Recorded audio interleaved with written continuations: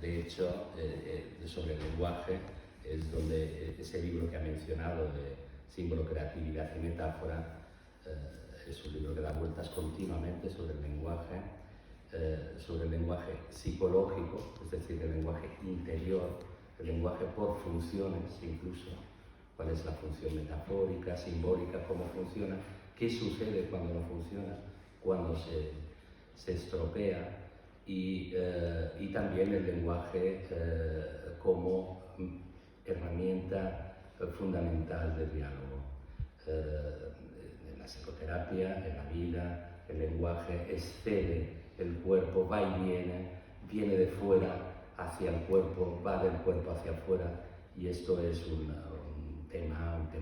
temazo, digamos, de estos que intentaré un poco solo hacer un dibujo un poco, no exhaustivo, sino más bien como un excursus, pasármelo bien mientras escribía sobre el cuerpo y el lenguaje, a ver cómo salía, ¿no? Y a partir de ahí, después dejar un buen espacio para que podamos preguntar un poco más, porque seguro que el cuerpo y el lenguaje todo el mundo se hace una idea ya propia, y por tanto es fácil que entremos después en cualquier tipo de discusión alrededor de esto. Así que voy a leerlo y que Dios nos coja confesados.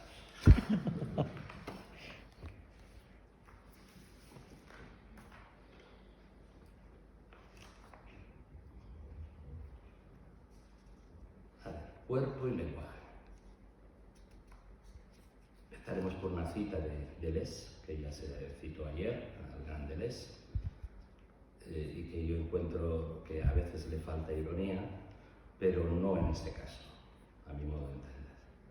El cuerpo es lenguaje porque es esencialmente flexión. Si el cuerpo imita el lenguaje, no es por los órganos, sino por las flexiones.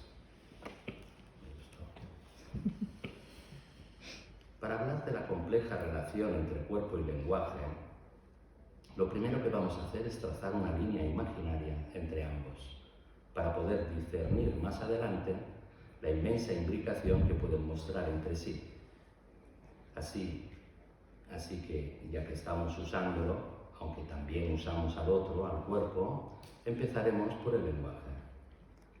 Pues bien, el lenguaje, independientemente de la teoría que tomemos en consideración, innatista, conductual, cognitiva, interaccionista o sociolingüística, esto es, la que se acerca al lenguaje como esencia del ser, inherente a su naturaleza, lo que resulta de la repetición y el refuerzo, o resultado de la atención, la percepción, la memoria y otros procesos, o fruto de la interacción social, o por último, de las variaciones producidas por los factores sociales y culturales que traducen la vitalidad de la relación entre lenguaje y sociedad, lo cierto es que el lenguaje es un flujo variable, pero bien definido, bien estructurado, como podría suponerse.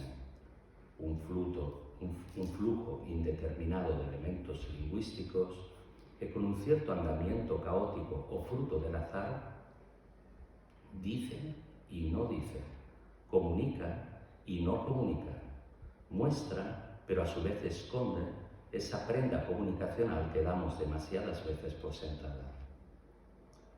Baste recordar el lenguaje publicitario o de propaganda, o todas las muestras de lenguaje ofensivo, xenófobo, homófobo y violento que acompañan no solo el mundo actual, sino también la historia completa de la humanidad. Así que el lenguaje también puede convertirse en materia, en marca, en proclama. Puede, esto es, cosificarse, convertirse en diagnóstico, servir de escudo defensivo que impide toda relación, o de barrera o dique para impedir que mane un simple riachuelo entre los sedientos compañeros o amantes que buscan el contacto. El lenguaje puede convertirse, y de hecho se convierte en demasiadas ocasiones, en proyectil, en lugar de convertirse en puente, y subvertir así su vocación de aportar transformación. Por el contrario, cuando el lenguaje es puente, transforma ambas orillas, si es océano, ambas costas o continentes, si es eros, ambos cuerpos hambrientos de relación. Podemos decir que existen lenguajes ladrillo, lenguajes bomba, lenguajes estigma, lenguajes odio. Añadamos que existen también, por otro lado, lenguajes metáfora, lenguajes símbolo, lenguajes cercanía. En nuestro mundo habitan lenguajes de la parcel y lenguajes de la amistad del amor, lenguajes para la acción y lenguajes para la reacción. Nada es fijo y estable, entonces, cuando nos referimos al lenguaje. Todo depende de la afectividad con que se envuelve, de ese complejo entramado de emociones y sentimientos que conducen los afectos, de esa dinámica y de acercamientos que se dirigen insistentemente a los otros, al otro. Y cuando hablamos de cuerpo, el cual nos parece más tangible y poco proclive a la indefinición, la primera imagen que se nos aparece es la de la claridad, la contundencia. Frente a lo efímero y lo voluble, el cuerpo es cuerpo, se dibuja en nuestro pensamiento, como si el cuerpo fuera la fiel sustancia de lo fácilmente aprehensible, de lo inequívoco y que no admite dudas. En verdad, todos pensamos que el cuerpo, a diferencia de la mente, de la psique, del alma, del espíritu, es una plasmación bien formada y perfectamente configurada, unívoca y de todas plausible. Sin embargo, al suspender por un momento ese acuerdo convencional respecto del cuerpo, podemos percibir que se trata de un asunto no tan delimitado como parecía.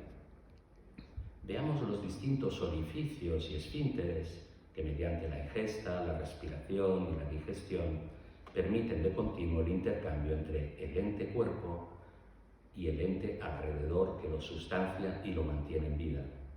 Los órganos de la percepción se añaden a la escena hasta mostrar a las claras que el cuerpo, curiosamente como el lenguaje, también está hecho de la interacción con el entorno.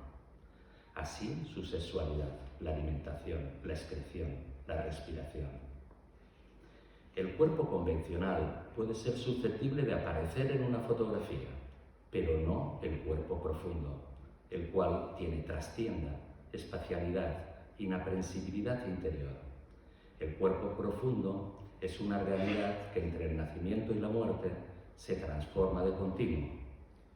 Es una secuencia infinita, un plano secuencia de una afirmación azarosa e imprevisible, tan cambiante que si por un solo instante no lo fuera, la vida que en él habita se detendría fatalmente procurándonos la muerte. En el cuerpo se produce el nacimiento, el desarrollo por fases, por periodos, por años. A veces cambia en un mismo día, a cada instante. El cuerpo evoluciona, ¿acaso demasiado en los tumores? ¿O acaso demasiado poco en la vejez y en las enfermedades degenerativas? Por todo ello, podemos decir que el cuerpo es móvil, cambiante, tanto en su exterior como en su interior. A veces juega o danza o se adentra en el bosque. A veces se ralentiza o se entristece, se oscurece, se retrae o se oculta. A veces incluso se detiene por completo, quizá por largos periodos, debido a una fatiga energética demostrable con los métodos actuales de detección o por una fatiga indemostrable por proceder de ámbitos muy recónditos y profundos, indetectables, que pueden guardar alguna relación con ese fenómeno tan humano y tan doloroso como es el desmoronamiento del sentido. Si nos dirigimos ahora, tras esa línea imaginaria que los distingue, a la relación entre el cuerpo y el lenguaje, veremos que están imbricados, entrelazados de continuo, inseparables desde su mismo nacimiento. Primera paradoja: no hay cuerpo sin lenguaje, ni lenguaje sin cuerpo. No podemos imaginar siquiera un cuerpo sin ese sustrato esencial del lenguaje, sin habla, sin gestos, sin gritos, sin flujo de relación, por muy recóndita que pueda ser su señal, como en el autismo. En el autismo también hay lenguaje, bajo la máscara, muy adentro a veces, pero lo hay, por mucho que nos incomode la apariencia de desinterés de impasibilidad que con tanto arte transmiten. Pues no existe el cuerpo sin lenguaje. ¿Y el lenguaje? ¿Puede existir un lenguaje sin cuerpo? Pues va a ser muy difícil que así sea, aunque en ocasiones se pierda toda conciencia de ese cuerpo que, a pesar de todo, es la fuente del lenguaje. Así que, por desgracia de quien lo emite y de quien lo capta, puede haber lenguaje sin conciencia del cuerpo, pero no sin cuerpo. Segunda paradoja. ¿Es el cuerpo movimiento? Pues sí y no. O mejor, a veces sí y a veces no. Aunque nunca puede estar desaparecido del todo, pues la ausencia de todo movimiento es la muerte. Y en segundo lugar, ¿es el lenguaje expresión? Pues suele serlo, pero no siempre lo es. A veces es simple, es abrupto, más tendente a cancelar el eco de toda expresión del otro que a emitir o expresar un mero sentimiento, una mera impresión personal sobre un estado propio o sobre alguna cuestión de nuestro alrededor. Gracias a estas paradojas podemos introducirnos en toda una serie de composiciones. El lenguaje del cuerpo, los lenguajes del cuerpo, el lenguaje de los cuerpos y los lenguajes de los cuerpos. En el primer caso, el lenguaje del cuerpo significa atreverse a mirar, a comentar el lenguaje que adopta el cuerpo en su existencialidad. Puede ser algo general, como la forma que tiene el cuerpo de expresarse, su modo, su estilo, y puede ser algo más específico y particular, con esa unicidad que se despliega hacia lo irrepetible. En el segundo caso, la expresión los lenguajes del cuerpo significa el aparecer de las distintas modalidades que tiene el cuerpo de expresarse. Tiene que ver con la multiplicidad del ser, con sus distintos estilos, con sus distintas maneras a través de las cuales, por cuestiones formales o de contenido, cada uno se expresa de diferentes maneras según su edad, su idiosincrasia, según la oportunidad o según la ocasión o el tipo de interlocutor que tenga enfrente.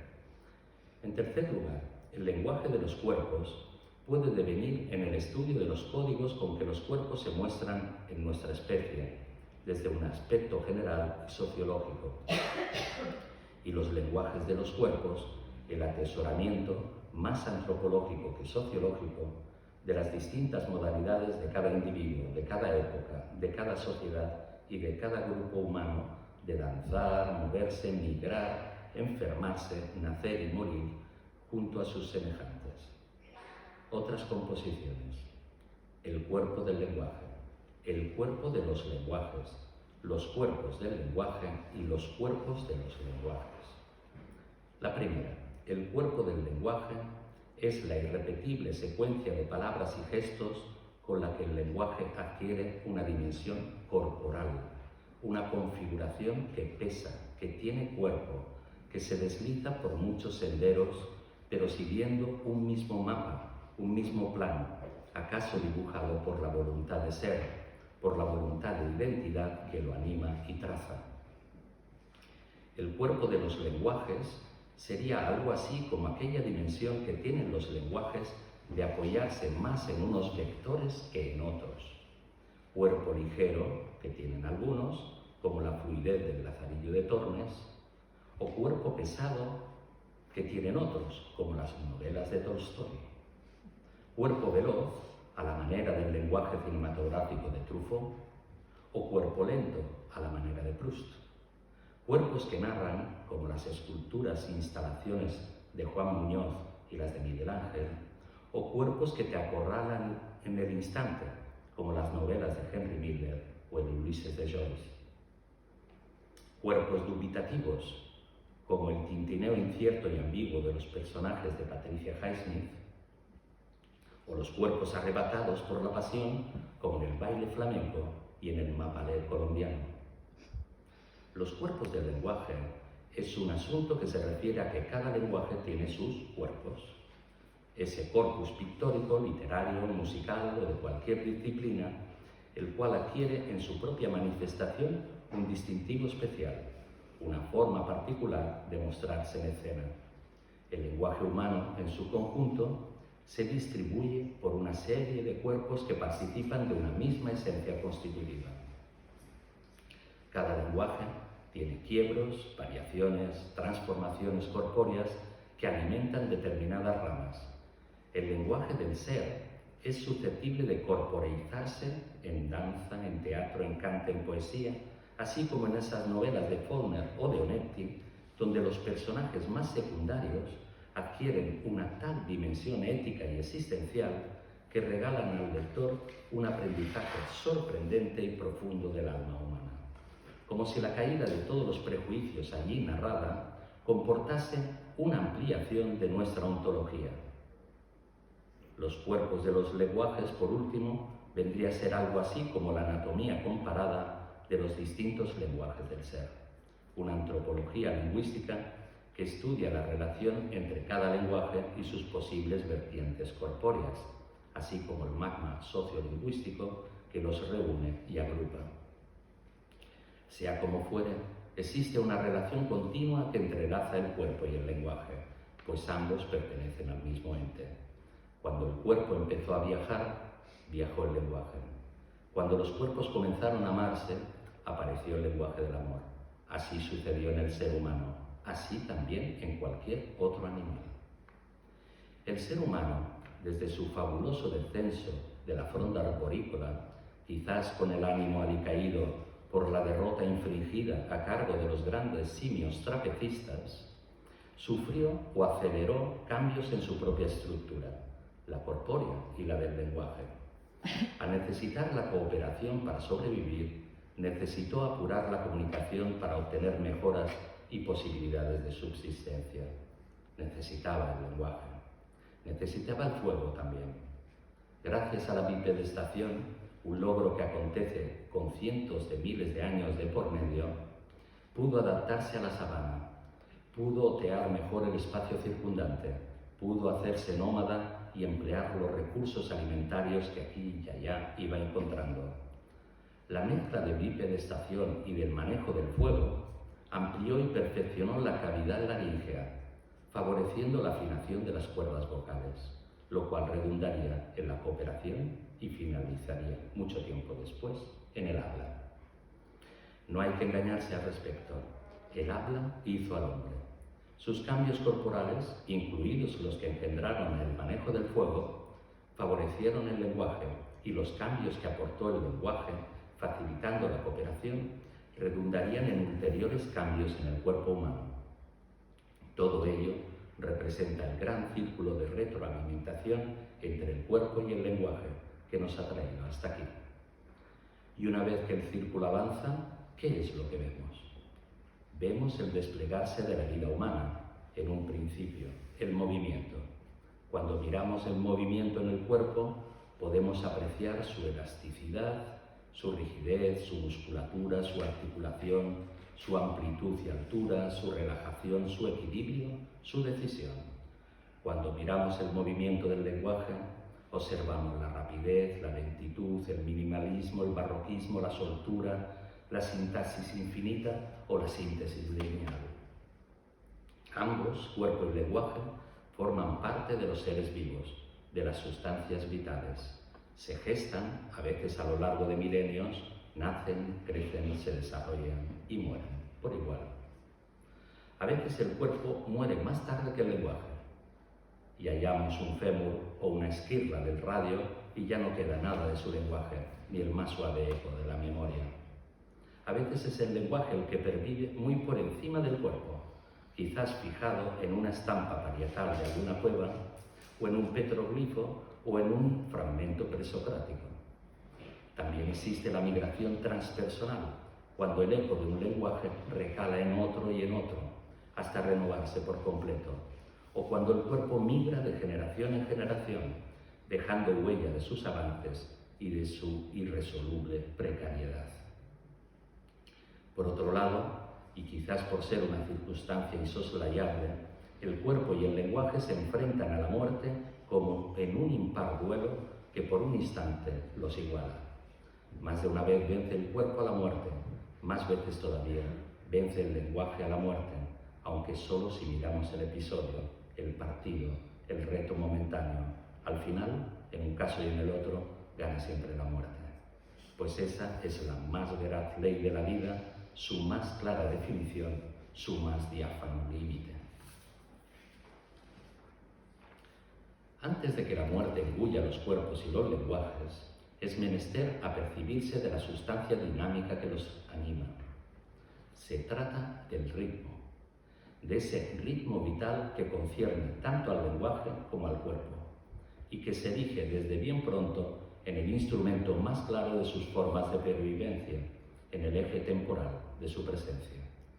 Todo en el cuerpo tiene que ver con el ritmo, absolutamente todo. Su andadura, su ritmo cardíaco, su ritmo digestivo, su respiración, su ritmo ideativo, el ritmo entre el sueño y la vigilia, el ritmo neuronal, el endocrino, con sus múltiples ritmos hormonales que lo constelan, el ritmo excretor. Es difícil atender al cuerpo en movimiento e incluso estático sin percibir el flujo rítmico que brota tanto de su percepción general como en sus más escondidas manifestaciones celulares.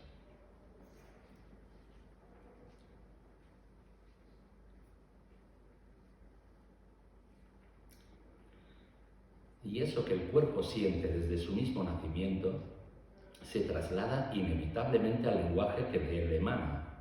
Lo primero que acontece es el gesto. Ya el gesto del bebé tiene que ver con el lenguaje.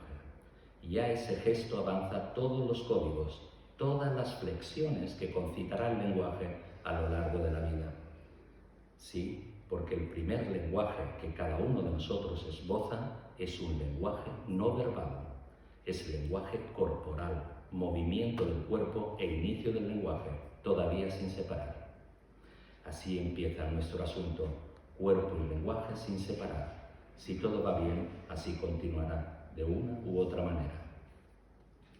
Es verdad que poco a poco, en la medida que nuestra vida se hace compleja, o mejor dicho, en la medida que los complejos alientan y perturban a la vez aquello que parecía una vida tranquila, las cuestiones del lenguaje humano devienen también más complejas, mucho más complejas.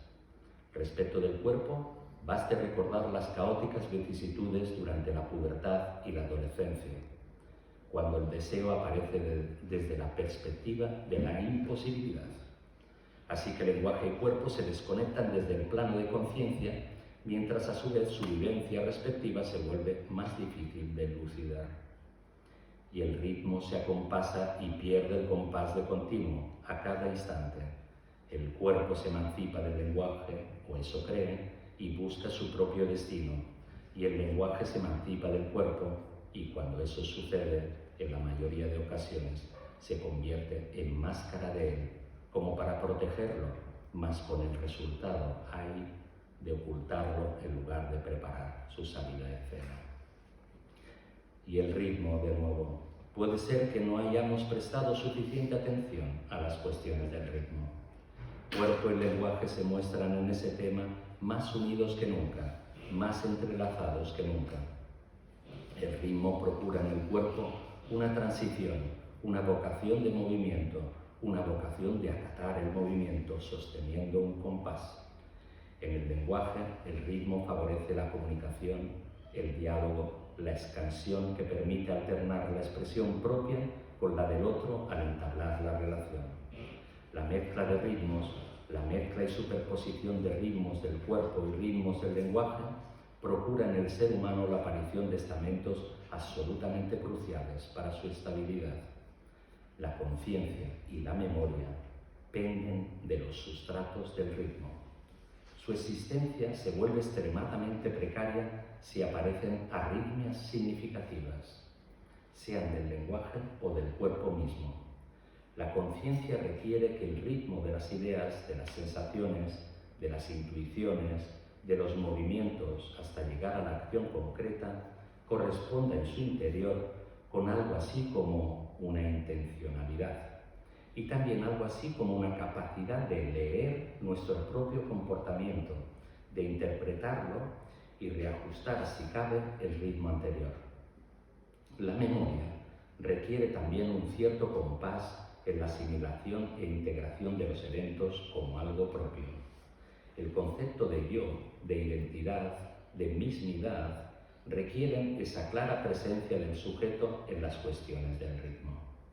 Lo mismo que sucede con el lenguaje, cuya argamasa es el ritmo, y por eso pende de él la capacidad de considerar como nuestro todo el tiempo aquel lenguaje que a través del ritmo expresamos. Si el ritmo se quiebra, la conciencia se quiebra, y así el lenguaje y la memoria. De ahí que las ideas, los apercibimientos, lo nuestro, se asocian interiormente alrededor de nuestro centro gracias al ritmo, gracias a que el ritmo permite un real reconocimiento de lo que soy yo y por lo tanto de lo que es el otro, de la crucialidad del significado del otro. Cuando ese ritmo se quiebra, entonces aparece la ruptura de las asociaciones, aparece la disociación. Y el magma de la psique, esa suma de conciencia e inconsciente, se disgrega y pierde su integración y unicidad. La salud es seguir el ritmo, pues, seguir el compás para que no se quiebre la unidad, tanto psíquica como la del cuerpo.